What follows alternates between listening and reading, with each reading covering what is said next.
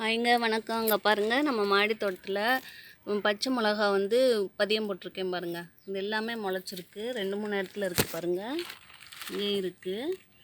இதை எடுத்து நம்ம வந்து தனித்தனி பாட்டில் வந்து நட்டுக்கலாம் பாருங்கள். அதோட வெங்காயத்தாள் எல்லாமே வந்து நிறைய அறுவடை பண்ணி திரும்ப திரும்ப வளர்ந்துட்டுருக்கு வெங்காயம் மாடி தோட்டத்தில்.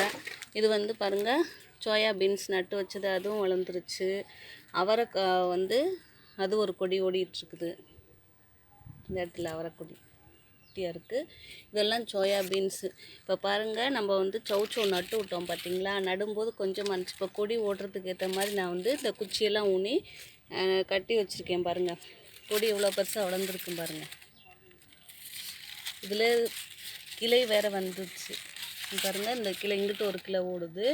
இது ஒன்று நீட்டமாக போகுது பாருங்கள். இந்த குச்சிகளில் வந்து அப்படியே படுற மாதிரி செஞ்சுருக்கேன். சௌச்சோ இன்னும் பூ எதுவும் விடலை. விட்டுச்சுன்னா காமிக்கிறேன். இப்போ தான் கொடி ஓடுது பாருங்கள். மாடியில் இருந்த சின்ன சின்ன கட்டைகளை வச்சு தான் அப்படியே போட்டு விட்ருக்கேன் பாருங்கள். அப்படியே கொடி போய்கிட்டு இருக்குது. நான் நல்லா வளர வெட்டி நான் போடுறேன். ஒவ்வொரு அந்த கணுவிலருந்தும் வந்து கொடி வருது பாருங்கள்.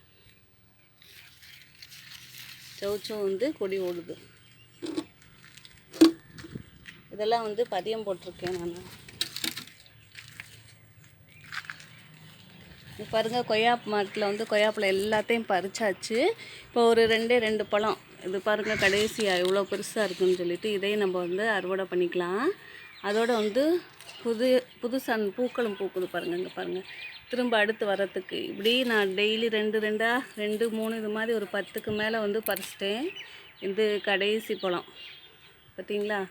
இன்னும் பூக்கள் வந்து நிறையா வருது. அதோடு அங்கே பாருங்கள், அதில் வந்து கோவக்காயும் இருக்குது.